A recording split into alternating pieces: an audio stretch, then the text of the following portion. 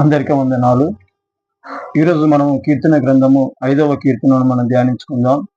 ఈ కీర్తనలో మొత్తము 12 వాక్యాలు ఉన్నాయి. ఈ 12 వాక్యాలను 5 భాగాలుగా మనము చేసుకొని మనము చదవబోతున్నాము.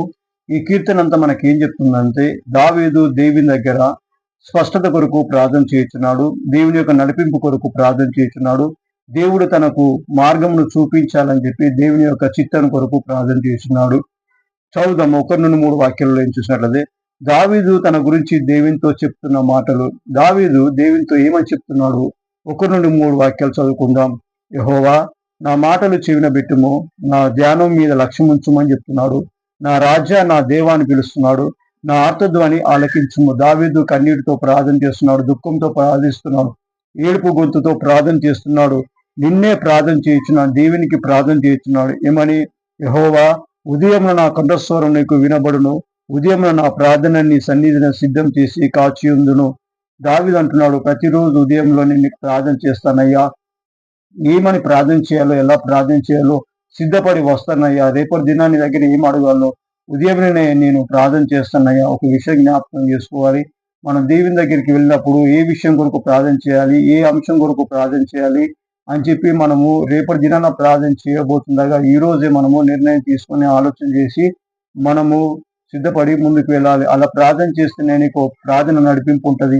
గాలిలో ప్రార్థన చేసినట్టు చిత్తం లేని, ఉద్దేశం లేని, ఆలోచన లేని ప్రార్థన చేసినట్టు దేవుని అది నీకు తృప్తినివ్వదు, విశ్వాసమైనది. ఎప్పుడైతే ఒక క్లారిటీతో, ఒక నిశ్చయితతో దేవుని దగ్గర పలానా విషయం కొరకు ప్రార్థన చేయాలని చెప్పి సిద్ధపడి ఒక అంశం కొరకు నువ్వు ప్రార్థన చేస్తావు, అప్పుడు దేవుని నడిపింపు నీకు కలుగుతుంది. పరిశుద్ధాత్మ దేవుడు కూడా నీకు సహాయాన్ని అనుగ్రహిస్తాడని దేవుడు తన వాక్యం జరుగుతుంది. కాబట్టి సిద్ధపాటు లేని ప్రార్థన, ఉద్దేశం లేని ప్రార్థన, ఆలోచన లేని ప్రార్థన ఎట్టి పరిస్థితుల్లో చేయొద్దని చెప్పి ఈ యొక్క వాక్యం ద్వారా మనకు తెలియజేస్తున్నాడు.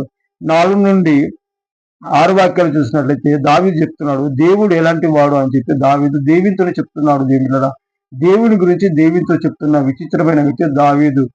దావీదు దేవుని అర్థం చేసుకున్నవాడు. దావీదు గురించి దేవుడు ఏం చెప్తున్నాడంటే, దావీదు నా హృదయానుసారుడు అంటున్నాడు. అంటే ఒక విధంగా చెప్పాలంటే, దావీదు యొక్క మాటలు మనం గ్రహించగలిగితే, దావీదు యొక్క ఆలోచన మనం గ్రహించగలిగితే దేవుని యొక్క మనస్సును కొంత అర్థం చేసుకోవచ్చు అని చెప్పి మనం ఈ వాక్యం ద్వారా గ్రహించవచ్చు. ఎందుకంటే దావీదు దేవుని యొక్క హృదయాన్ని అతి సమీపంగా అనుభవించిన వాడు కాబట్టి దావీదు యొక్క మాటలు మనం గ్రహించగలిగితే దేవుని మనం అర్థం చేసుకోగలుగుతాము. అందుకే కీర్తన గ్రంథంలో ఎక్కువ దావీదు దేవుని పొగుడుతూ గణపరుస్తూ దేవుని యొక్క ఉద్దేశాన్ని తెలియజేస్తున్నాడు. దేవుడు ఎలాంటి వాడని స్పష్టంగా తెలియజేస్తున్నాడు. అయితే ఇక్కడ ఏం రాయబడిందంటే 4 నుండి 6 వాక్యంలో దేవుడు ఎలాంటి వాడని చెప్పి రాయబడిందంటే, దేవుడు దుష్టత్వం చూసి ఆనందించేవాడు దేవుడు కాదు. ఈ లోకంలో పాపం అంటే చాలా మందికి ఇష్టము. కొందరికి దుష్టత్వం అంటే, అన్యాయం అంటే చాలా ఇష్టము. కానీ దేవునికి అది ఎట్టి పరిస్థితుల్లో నచ్చదు. దేవుడు దుష్టత్వం చూసి ఆనందించే దేవుడు కాదు. పైగా అక్కడ దేవుని యొక్క ఉగ్రత దుష్టత్వం మీదకి వస్తుందని దేవుని వాక్యం చెప్తుంది. చెడుతనము నీ యొద్ద లేదు. దేవుని దగ్గర చెడుతనము లేదు. ఎందుకంటే బైబిల్ చెప్తుంది, ఆయన పరిశుద్ధుడు. యేసుక్రీస్తు ప్రభుల వారు ఈ లోకంలో ఉన్నప్పుడు చెప్పాడు, నాలో ఏదైనా పాపం ఉన్నదా అని చెప్పి మీరు నిరూపించగలరని చెప్పి అప్పుడు ప్రశ్న వేశారు. నేటికి కూడా అనేకులు యేసుక్రీస్తు గురించి చెడ్డమాటలు చెప్తున్నారు, నిందలు మోపుతున్నారు, కట్టుకథలు చెప్తున్నారు. కానీ వాటిని రుజువుపరచలేకపోతున్నారని చెప్పి దేని వాక్యం చెప్తుంది. అంతేకాదు, డాంబికులు నీ సన్నిధిలో నిలవేరు. గొప్ప మాటలు, డంబ మాటలు, అతిశయ మాటలు, డబ్బాలు కొట్టుకునే మాటలు చెప్పేవారంటే దేవునికి అసహ్యులు. తమను తాము పొగుడుకునే వారన్నా కూడా అసహ్యులు అని చెప్పి దేని వాక్యం చెప్తుంది. పాపము చేయవారు నీకు అసహ్యులు. ఎవరైతే పాపలు బ్రతుకుతున్నారో, మారు మనసు పొందారో, బ్రతుకు మార్చుకోరో వారందరూ దేవునికి అసహ్యులు. దేవుడు ప్రేమిస్తాడు కానీ, దేవుడు మనిషిని ప్రేమిస్తాడు కానీ పాపాన్ని ప్రేమించేవాడు కాదు అని చెప్పి జ్ఞాపకం చేసుకో. మనం దేవుని ఎంత ప్రేమించినా కానీ మనలో పాపం ఉంటే దేవుడు అసహించుకుంటాడని దేవుడు తన వాక్యం ద్వారా మాట్లాడుతున్నాడు. అబద్ధమాడు వారిని నువ్వు నశింపచేయదు. అబద్ధం అంటే కట్టుకథలు చెప్పేవారిని దేవుడు ఖచ్చితంగా నశింపజేస్తాడు. వారు ఎవరైనా సరే కట్టుకథలు చెప్పేవారు, అబద్ధములు ఆడేవారు దేవుడు వారిని నాశనం చేస్తాడు. దీని వాక్యం చెప్తుంది. కపటము చూసి నరహత్య ధరించేవారు యెహోవా కసేలు. కపటపు మాటలుతారు. నోట్లో కూడా పెట్టుకొని, హృదయంలో కూడా పెట్టుకొని, బయటకు కూడా మాట్లాడతారు, వేషధారణ మాటలు. అలాంటి వారు కూడా దేవునికి అసహ్యులు అని చెప్పి ఈ 4 నుండి 7 వాక్యాలను బట్టి మనకు తెలియజేస్తున్నాడు. ఇక్కడ 7వ వచనం చూడట్లయితే దావీదు ఒక నిర్ణయం తీసుకుంటున్నాడు. ఏమని చెప్తున్నాడు కదా, దావీదు తన నిర్ణయాన్ని దేవునితో చెప్తున్నాడు. ఏం తెలుసా? నేనైతే నీ కృపాతిశయం బట్టి నీ మందిరంలో ప్రవేశించదును, నీ ఎడలో భయభక్తులు కలిగి నీ పరిశుద్ధాలను చూసి నమస్కరించదును. దావీదు అంటున్నాడు, ప్రభువా, నీ భయం కలిగి, నీ భక్తి కలిగి, విశ్వాసం కలిగి, నీ పట్ల నమ్మకం కలిగి నేను నీ మందిరంలో ప్రవేశిస్తాను. నేను మాత్రం అందరిలాగా బ్రతకనయ్యా.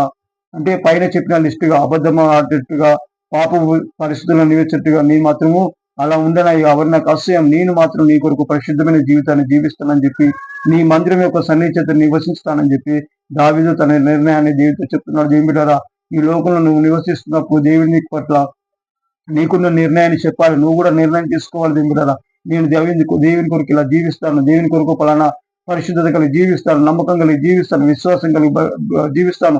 ఎన్ని శ్రమలు వచ్చినా, ఎన్ని ఇరుకులు వచ్చినా, ఎన్ని ఇబ్బందులు వచ్చినా నేను మాత్రం ఈ దేవుని వదిలిపెట్టననే నిర్ణయాన్ని దేవునితో మనం చెప్పగలగాలి. ఎందుకంటే అలా చెప్పి పడిపోయిన వారు చాలా మంది ఉన్నారు. అలా చెప్పి నాశనం అయిపోయిన వారు చాలా మంది ఉన్నారు. ఎందుకంటే వాళ్ళు తీసుకున్న నిర్ణయంలో నిలబడలేకపోయారు కాబట్టి అలా నశించిపోయారని చెప్పి. అలాంటి వారి పట్ల దేవుడు సంతోషించాడు కానీ దుఃఖపడుతున్న జీవితం వాక్య ద్వారా మాట్లాడుతున్నాడు. 8 నుండి 10 వాక్యాలు చూసినట్లయితే కొందరు దావీదును కీడు చేయాలని దాచుకొని ఉన్నారట.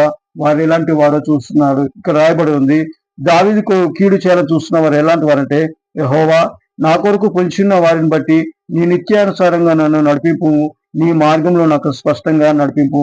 దావీదు కనుక్కున్నాడు, తనను ఎవరు కీడు చేయాలని ప్లాన్ చేస్తున్నారు. దీనిలో ఈ రోజులో కూడా నీకు తెలియకుండానే కీడు చేయాలని అనేక మంది ప్రయత్నాలు చేస్తుంటారు, ఆలోచనలు చేస్తుంటారు. నీ వెనుక గూతులు దోవుతూ ఉంటారు, నీ వెనుక అనేకమైన నాశనకమైన ప్రణాళికలు చేస్తూ ఉంటారు. అయితే వారి బాడీలో పడకుండా ఉన్నట్లు, వారి చేతిలో పడకున్నట్లు, వారి ఉరిలో పడకున్నట్లు, వారి యొక్క కీడులో ఆలోచనలో నువ్వు పడిపోకున్నట్లు నువ్వేం చేయాలట? ప్రార్థన ద్వారా దావీదు ప్రార్థన చేసినట్టుగా నువ్వు ప్రార్థన చేయాలి. ఏమో తెలుసా? ప్రభువా, నీ నిత్యానుసారంగా సత్యానుసారంగా నన్ను నడిపించు, నీ మార్గంలో నాకు స్పష్టంగా కనపరచు. నేను వెళ్ళవలసిన మార్గం ఏమి, నేను ఉండవలసిన పరిస్థితులు ఏవి, నేను చేయవలసిన పనులు ఏంటి అని చెప్పి ప్రతి విషయంలో దేవుని యొక్క చిత్తాన్ని ఉద్దేశించి అడగాలి. ఎందుకంటే దేవుని మన కంటికి కనబడేవన్నీ వాస్తవాలు కాదు, మనం నడిచే మార్గంలోని న్యాయమైనవి కాదు. దేవుని ప్రతి మార్గంలో నాశనకమైన గుంట ఉందని చెప్పి కీడు పడివేయాలని చెప్పి సాతంగాడు ఉరి వేసి ఉంచాడు చెప్పి బిడ్డలారా.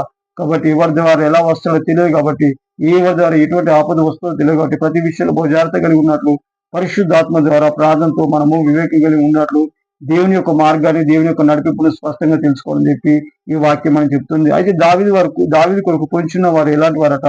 ఇక్కడ చెప్పింది, వారి నోట యథార్థత లేదు ప్రభు, వారు యథార్థమైన మాటలు మాట్లాడరు, వారి అంతరంగం, వారి హృదయము నాశనకమైన గుంట లాంటిదని చెప్తున్నాడు, వారి కంఠము తెరిచిన సమాధి లాంటిదని చెప్తున్నాడు, వారు నాలుగుతో ఇచ్చకములాడతారని చెప్తున్నారు. దేవా, వారు నీ మీద తిరుగుబడి ఉన్నారు, వారు అపరాధులుగా తీర్చుము, వారు తమ ఆలోచనలో చిక్కుబడి కూలుదురుగాక, వారు చేసే అనేక దోషములను బట్టి వారిని వెలివేయము. చూడండి, వీళ్ళు ఏం చేస్తున్నారట? ఏకంగా సత్యమైన దేవుని మీద తిరుగుబాటు చేస్తున్నారు. దేవుని మీద జ్ఞాపకం చేసుకో, దేవుని మీద తిరుగుబాటు చేసిన వాడు ఎంత గొప్పవాడైనా సరే ఈ లోకంలో క్షేమంగా కలిగి ఉన్నట్లు లేనే లేదు.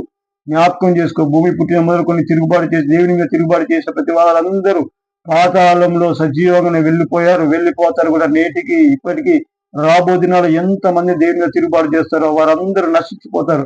ఎందుకంటే బైబిల్ స్పష్టంగా చెప్తుంది, నశించిపోతారు. వారికి నాశనం అనేది గుంట ఊబి అనేది రెడీగా ఉంది దేవుని. కాబట్టి ఎట్టి పరిస్థితుల్లో మనం తిరుగుబాటు చేయకుండా వినయగల మనస్సు కలిగి ఉండాలని దేవుడు తన వాక్యం ద్వారా మాట్లాడుతున్నారు. వాళ్ళు నాలుకలతో ఇచ్చుకమాడతారు, వారి నోరు తెరిచిన సమాధి, వారి అంతరంగం నాశనంగా ఉంటా, వారి నోట యథార్థత లేదు. వీళ్ళందరూ పాతాళంలోనికి వెళ్తారని బైబిల్ స్పష్టంగా తెలియజేయడం జరిగింది. అంతేకాదు 11 నుండి 12 వచనాలు రాయబడింది. అంతైతే దేవుని ఆశ్రయించే వారు ఎలా ఉంటారని చెప్పి 11, 12 వాక్యాలు రాయబడింది.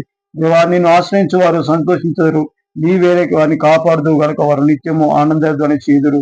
యెహోవా నీతిమంతులను ఆశీర్వదించువాడు నీవే, కేడంతో కప్పినట్లు నువ్వు వారిని దయతో కప్పెదవు. కావున నీ నామం ప్రేమించేవారు నిన్ను గురించి ఉల్లసించుదురు. దేవుని ఆశ్రయించేవారు, దేవుని పక్షంగా నిలబడి వారు ఎలా ఉంటారట? వారు ఆనందిస్తారు. ఇక్కడ విషయం జ్ఞాపకం చేసుకో, దేవుని ఆశ్రయించినంత మాత్రం మనకు కష్టాలు, శ్రమలు, ఇరుకులు, ఇబ్బందులు, అనారోగ్యాలు ఉండవని కాదు, ఉంటాయి. కానీ వాటిలో ఉన్న ప్రత్యేకత అంటే మనం వాటి యందు ఆనందిస్తాం, వాటి యందు సంతోషిస్తాం, వాటి అందే మనము ఇంకను దేవుని మహిమకరంగా జీవిస్తామని చెప్పి దేవుని వాక్యం ద్వారా మాట్లాడుతున్నది. కాబట్టి దేవుని జ్ఞాపకం చేసుకో, వాక్యం చెప్తుంది, నీ నామమును ప్రేమించేవారు నిన్ను గూర్చి ఉల్లసించుతారని చెప్పి దేవుడు తన వాక్యం ద్వారా దావీదు ద్వారా మనతో మాట్లాడుతున్నాడు. ఈ 5వ కీర్తన మనకు తెలియజేసేదంటే, దావీదు ముందున్న శ్రమలలో తప్పించబడినట్టు దేవుని యొక్క చిత్తాన్ని తెలుసుకుంటున్నాడు, దేవుని యొక్క మార్గములను స్పష్టంగా తెలియజేయమని ప్రార్థన చేస్తున్నాడు. కాబట్టి నీవు కూడా నీ ముందున్న మార్గం ఎలాంటివో నీకు తెలియదు కనుక, నీ ముందున్న ప్రజలు ఎలాంటి వారు నీకు తెలియదు కనుక, నువ్వు ముందు నడపోయే భవిష్యత్తు ఎలాంటిదో నీకు తెలియదు కనుక, వాటి విషయమే నువ్వు ముందుగానే దేశంలో ప్రార్థన చేయాలి. ప్రభావ, నా భవిష్యత్తు ఎలా ఉండబోతుంది, నన్ను ఏ విధంగా నడిపించబోతున్నావు, నా మార్గంలో ఎలాంటివి, నా జీవితం ఎలాంటిది అని చెప్పి నువ్వు దేవుని సన్నిధిలో ప్రార్థన చేసినప్పుడు తన చిత్తాన్ని, తన ఉద్దేశం, తన మార్గంలో మీకు తెలియజేసి ముందుకు నడిపించి ధైర్యపరుస్తుంది. ఇటు కృప దేవుడు మీకు అనుగ్రహించును గాక. ఆమేన్. రేపటి దినాన 6వ కీర్తన ధ్యానం చేసుకుందాం.